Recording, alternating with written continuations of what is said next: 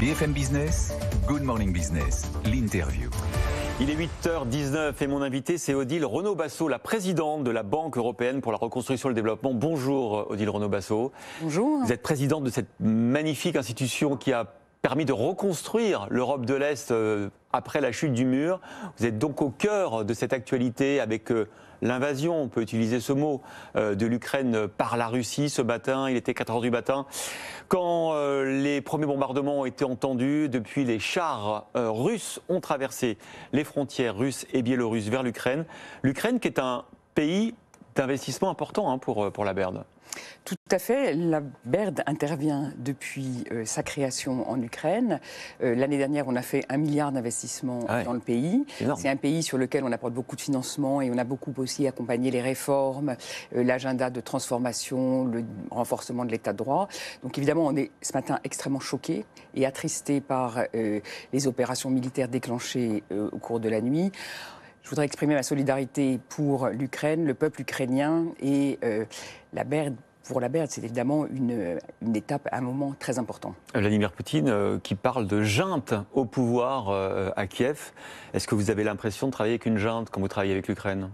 Non, on travaille avec un gouvernement qui a été élu démocratiquement, avec des institutions qui ont des réformes à faire, qui ne sont pas complètement parfaites, mais qui ont un agenda de réforme et de transformation qu'on appuie et qu'on a beaucoup soutenu. Alors redites-nous effectivement quel est le rôle de la Banque européenne pour la reconstruction et le développement. Quel est votre cahier des charges par vos actionnaires qui sont les États, contributeurs ou les investisseurs. Qu'est-ce que vous financez comme type d'investissement, notamment en Europe et notamment en Europe de l'Est ? Alors notre mandat d'origine, c'est d'aider à la transformation, à la transition des pays vers une économie de marché et vers le développement du secteur privé. Donc notre caractéristique, c'est vraiment de financer prioritairement le secteur privé. 75% de nos investissements sont dans le secteur privé. Et depuis l'origine, on a aussi un mandat de soutien à la soutenabilité, donc d'investir dans des investissements soutenables, durables, d'où une importance particulière apportée à la transition écologique énergétique. Et 51% de nos investissements l'année dernière ont été dans le domaine vert, et c'est un objectif de long terme qu'on souhaite poursuivre. On va en parler dans le détail, parce que c'est vraiment crucial dans cette transition énergétique qui, si on ne la fait pas, menace notre planète. Juste une question. Est-ce que vous avez aujourd'hui encore des investissements en Russie ? Alors, on n'investit plus dans de nouveaux projets en Russie depuis 2014. Ah oui, la première crise et l'invasion de la Crimée. Exactement, suite à l'invasion de la Crimée.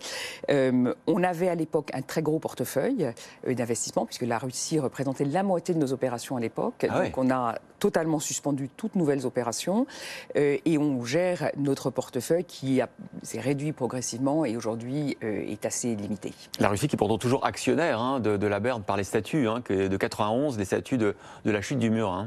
Tout à fait.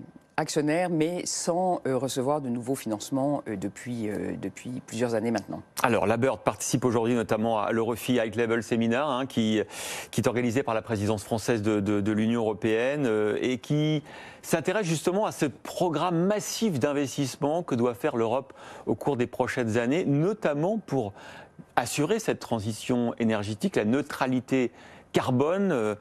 Est-ce qu'on va arriver à arrêter de réchauffer notre planète et de menacer le climat et les équilibres mondiaux ? C'est votre priorité aujourd'hui ? Vous consacrez combien de parties de vos investissements à cette priorité première ? Donc aujourd'hui, notre objectif, c'est d'avoir 50% de nos investissements verts, donc contribuant à la réduction des émissions de carbone, à la biodiversité, etc. Vous avez beaucoup de travail parce qu'en Europe, il y a encore beaucoup de centrales à charbon, par exemple. C'est beaucoup de travail. Il y a des pays européens. Les pays dans lesquels on intervient, globalement, ont un niveau d'émission, une intensité plus de 35% supérieure à la moyenne. Donc on a des pays qui sont aujourd'hui très dépendants du charbon. C'est le cas de la Pologne, c'est le cas d'un certain nombre des pays dans les Balkans, par exemple.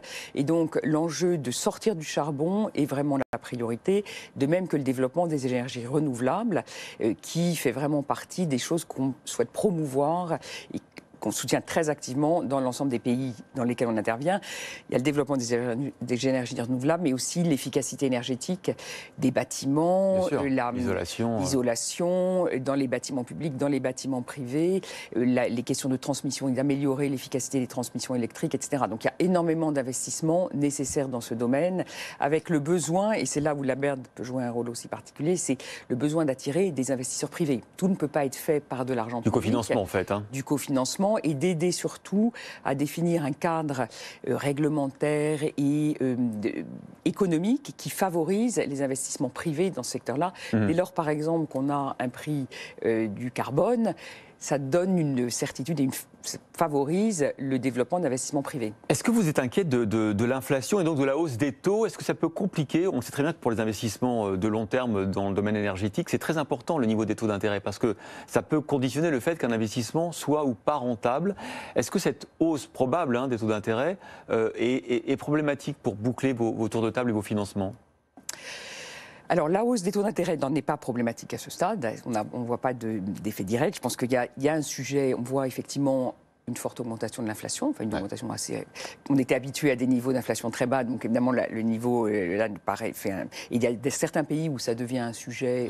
On le voit à tous les pays, la hausse du gaz, la hausse de l'électricité. Et puis là, ce matin, avec l'invasion de l'Ukraine par la Russie, la flambée des cours du pétrole, on est à $100. Les analystes disent qu'on va sans doute vers 120, 125 à très court terme.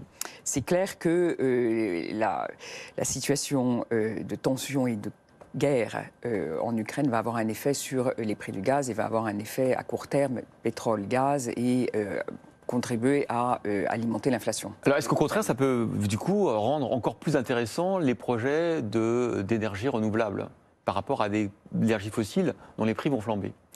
Ça peut, effectivement, aujourd'hui déjà, les énergies renouvelables ont vu leur prix, leur coût, et ils sont extrêmement très intéressants sur le plan financier. C'est le cas du solaire, du vent, alors ça dépend évidemment des pays, etc., mais quand même, globalement, le prix a très fortement baissé. Donc il y a un effet prix. Même si on ajoute le stockage, parce que c'est sur des énergies intermittentes. Ça résout pas tout. Il reste les problèmes d'intermittence et de stockage, mais globalement quand même le prix est compétitif.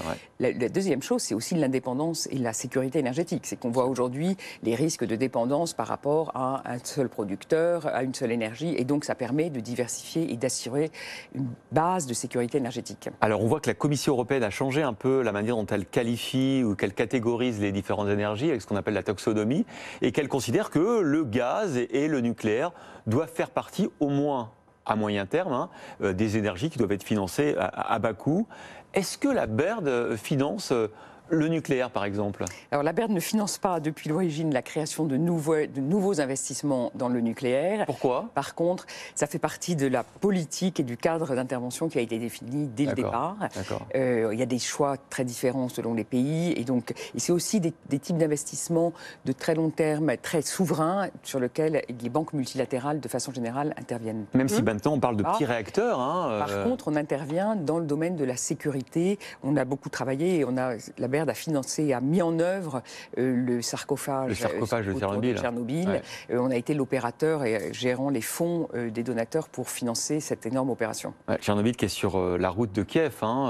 Si on regarde les colonnes de blindés russes, évidemment, j'imagine que tout est sécurisé et sous contrôle, même en cas de guerre, avec ce sarcophage. Pour Tchernobyl, je pense que oui, les conditions sont très protégées.